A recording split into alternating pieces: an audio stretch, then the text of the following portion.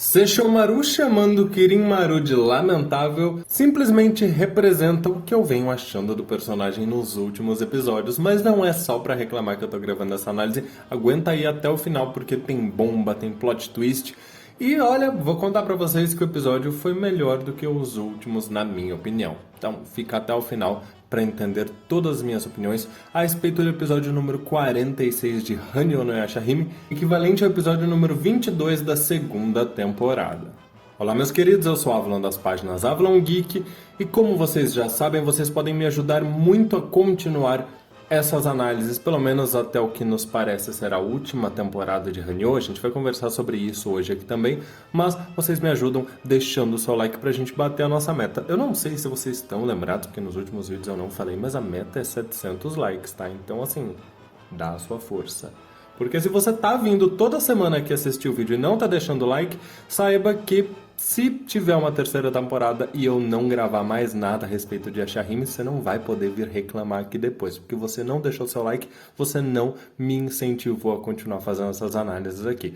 Então não vem reclamar se você não tá deixando o like, tá bom? Meus queridos, vamos logo partir para essa análise. Lembrando que vocês também ajudam o canal se tornando membros se tiverem possibilidade e interesse. E também podem ajudar comentando as suas opiniões, compartilhando esse vídeo com os amigos nos grupos para que essa nossa comunidade cresça ainda mais.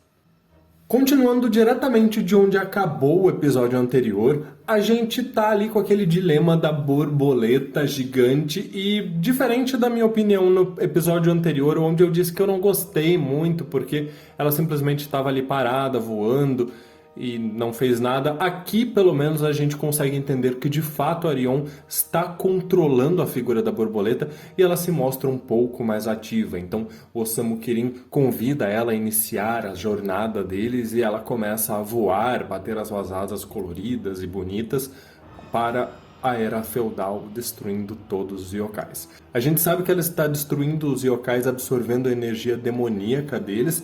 E isso é bastante perigoso, inclusive o fato dos protagonistas conseguirem se aproximar dela sem que isso aconteça com eles.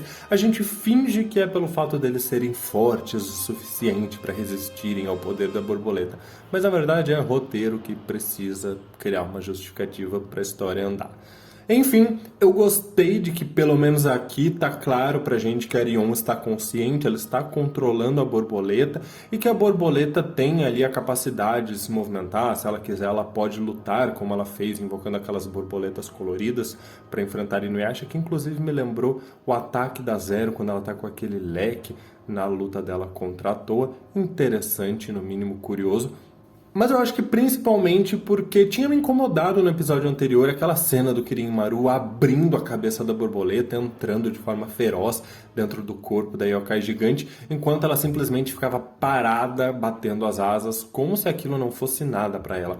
Foi um pouco incômodo para mim, mas aqui ver a borboleta se movimentando, ver ela reagindo, me faz gostar um pouco mais, me faz pensar que de fato ela pode ser uma ameaça. Inclusive já vou pular para a parte em que a gente fala da gangue de Inuyasha, né? Todos os personagens clássicos junto com seus filhos ali reunidos contra a borboleta para prender ela. A alternativa que eles acharam para deter o perigo que a borboleta representava foi justamente criar um modo de selá-la e também dar uma ocupação, já que ao invés de ficar enfrentando os yokais que atravessaram o moinho do tempo, eles também se ocupam em prender a borboleta. Foi muito legal, principalmente por ver os poderes do Miroku, ver também os poderes da Agome que vem brilhando, maravilhosa. Eu gostei muito disso, de ver a interação dos personagens. Também vou dizer pra vocês que gostei muito de ver Inuyasha e Agome quando estavam antes, mais pro começo do episódio, indo atrás da borboleta acompanhados das meninas. Foi bem legal ver eles tentando enfrentar a borboleta e acho que é ainda mais curioso ver como as três conseguiram entrar na borboleta acompanhadas do Riko, mas Inuyasha e Agome não. Num primeiro momento eu me questionei se esse seria um modo de a borboleta, ou Arion no caso, dizer que ela teme Inuyasha e Agome, afinal ele é o portador do Meidou Zangetsuha e a Agome tem um incrível poder espiritual, mas afinal de contas eu acho que não, ela só aceitou que as três amigas dela, acompanhadas do Riko, entrassem na borboleta, talvez pelo fato de desejar protegê-los. Afinal, independente do que esteja acontecendo com a Arion, que a gente ainda vai conversar nesse episódio, não acho que ela queira a morte das suas amigas. Então talvez seja uma maneira de garantir que, olha, vocês podem viver nesse mundo pacífico que eu estou tentando criar, contanto que vocês entrem na borboleta. Então é uma chance que eu estou dando para vocês sobrevivam. Me parece algo nesse sentido. Eu vou deixar para falar da Arion mais pro final, inclusive sobre aquela revelação bombástica do Rico, que se bobear vai ser a capa desse vídeo, vocês vão descobrir já a partir do momento que estiverem assistindo isso aqui. Podem até comentar, virou a capa mesmo? Enfim, eu preferiria falar um pouco antes a respeito de Osamu Kirin.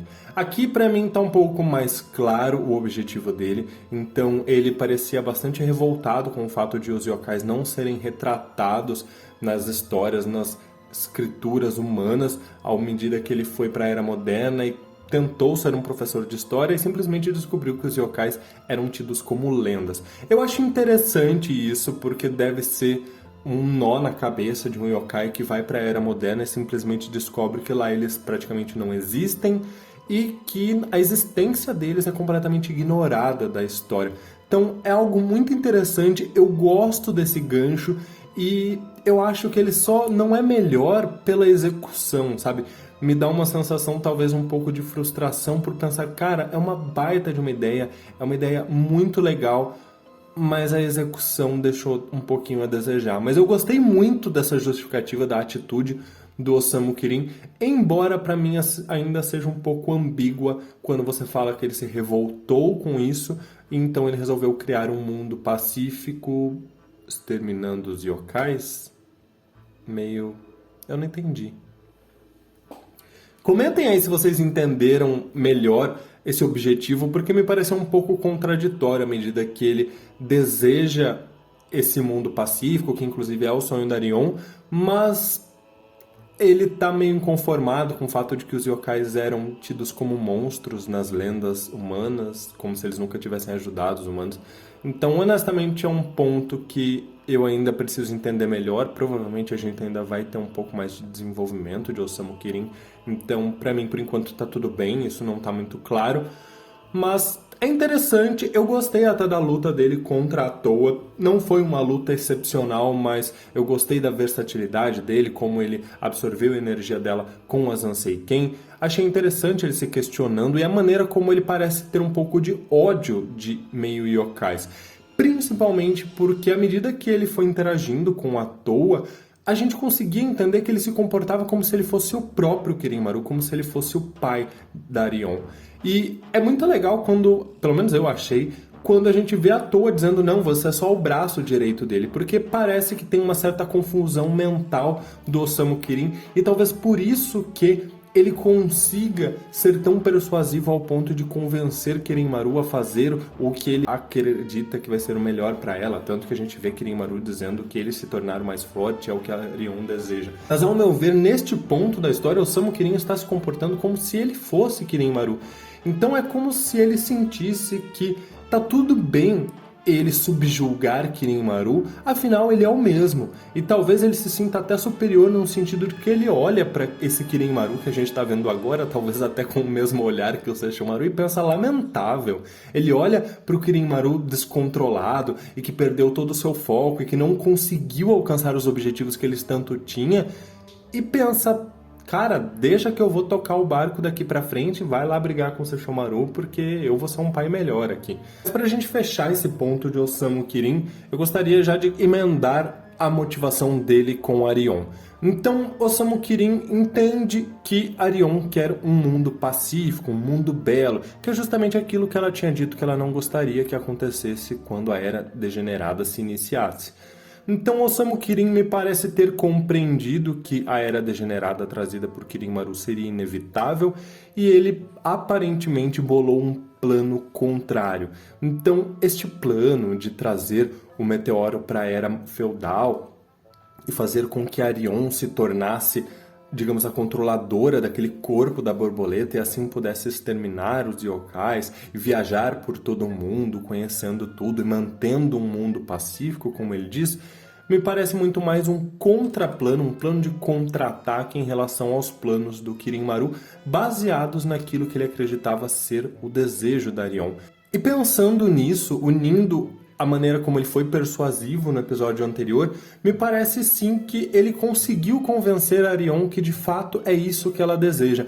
Mas esse episódio aqui mostrou pra gente, em relação a Seth, a Morohai enfrentando aqueles fios do destino, me parece que existe muito ressentimento dela com Kirin Maru, o que é curioso, já que a gente vê ela dizendo que ele não se importava com os sentimentos dela e que ele só queria saber de lutar e brigas o tempo inteiro e ele levava ela para o campo de batalha. Ok, é coerente pensando que ela ficou presa 600 anos no Monte Musubi, sem poder sair, sendo obrigada a se encontrar com o pai nos seus sonhos, a maneira como ela continuou viva mesmo querendo apenas descansar, que a gente sabe que era o objetivo dela. Então, analisando tudo isso, analisando como ela assistia aquelas batalhas sangrentas e lembrando do rostinho dela enquanto ela via Inonotaisho e Kirin Maru brigando, ela não parecia nem um pouco satisfeita com aquilo. Pra mim é muito coerente.